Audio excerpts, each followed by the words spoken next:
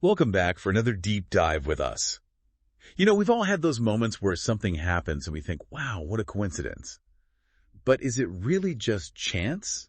Or could there be like a divine plan orchestrating those seemingly random events? It really makes you think. It does. And today we're going to be exploring that very question through a Christian lens, using this really fascinating article from Shengjing Jushi Shenghuo. Oh yeah, I found this article so thought-provoking, with that example of the Indian carom king. Right, like this guy's not just good at carom, he's predicting where every single piece is going to land. It's wild.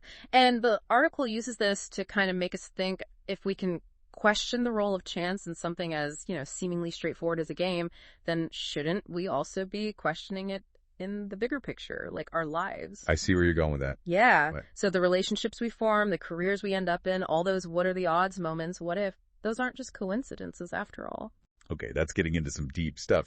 And the article even brings up the movie Crash, which, if you remember, shows how all these seemingly unrelated people and events end up colliding in the most unexpected ways. Exactly. Like, is that just clever filmmaking, or are our lives actually kind of like that? All these interconnected events that almost seem orchestrated. Like a giant puzzle, but we only see our little piece of it. Yeah. And the article even uses that analogy of a watch being put together randomly in a washing machine. Like, statistically, that's impossible. Yeah, but somehow life often feels just as improbable. Right. So it makes you wonder if there's something more at play than just random chance, right? Something bigger. All right, so let's get to the heart of it. This article is exploring this idea of coincidence through a Christian perspective. So is coincidence just a word we use when we can't explain something, or is it like pointing towards this divine plan? Well, the article delves into this passage from Ecclesiastes 3.1 to day 8. The one about there being a time for everything under heaven appointed by God. Oh, yeah, I remember that one. And it kind of suggests that there's this like order or rhythm to life that's beyond our control. But then it gets really complex. Does that order mean our lives are like predetermined, or are we still making choices? That's something the article leaves open for us to ponder. Yeah, it's not about erasing the mystery, right? It's like adding another layer to it. Exactly. Think of it like a recipe for steamed buns, right? You wouldn't expect a perfect bun to just poof into existence, would you? Uh-huh, definitely not. There's a whole process. Each step is important for the final result. Maybe our lives are like that intricate recipe, with God as the master chef guiding each step, even the ones that seem random to us. Okay, so you're saying those random encounters, those twists and turns, maybe they're all part of a bigger plan. That's what the article wants us to grapple with. It's not saying to, ignore chance or free will, but what if there is a deeper story unfolding that we can't see yet? That's a really interesting way to think about it. So how do we reconcile this idea of a divine plan with, that feeling we have that we're making our own choices? That's where things get really fascinating. So it sounds like we're kind of dancing around this question, like, if there is a divine plan, does that mean our lives are already set in stone? Where does free will fit into all of this? It's the big question, right? And the article doesn't try to dodge it. It actually suggests that maybe it's not an either thing, I'm listening.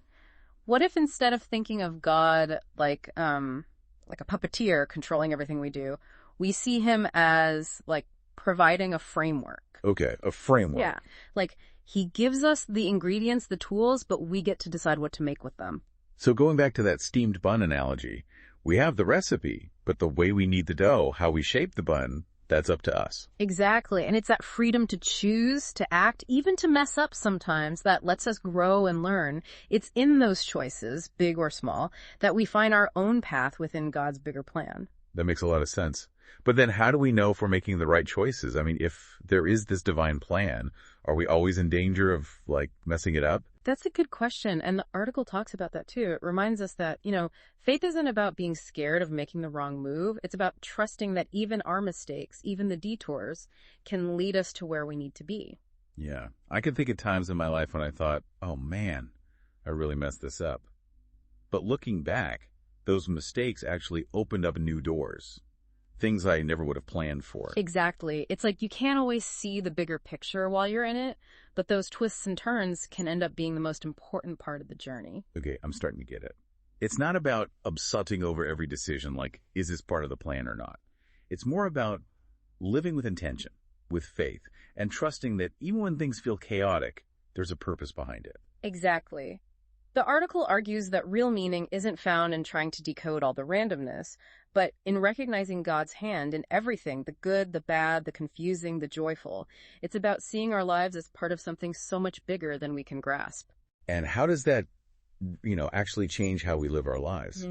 If we're not supposed to get caught up in the coincidence of it all, what are we supposed to do? Just sit back and let things happen? Not at all. It's not about being passive. It's more like living with a sense of awe, paying attention to those little nudges, those moments where things just seem to, click into place. You mean like when you meet someone and you just instantly connect, or like an opportunity pops up out of nowhere? Exactly. Those times that feel like they were, meant to be.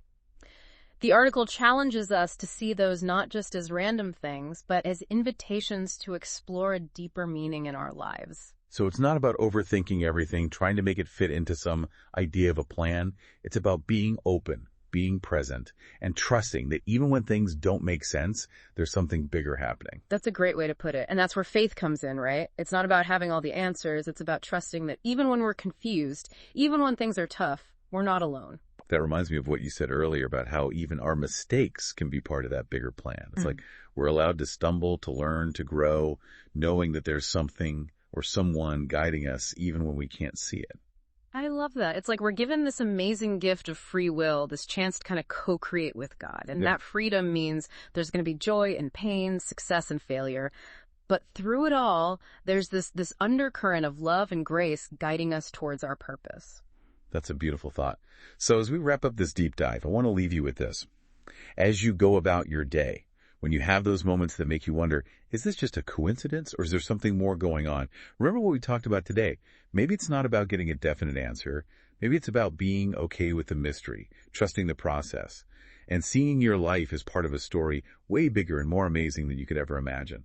So we're talking about embracing this idea of a divine plan, but not losing that sense of adventure, that excitement of not knowing what's going to happen next. How do we do that?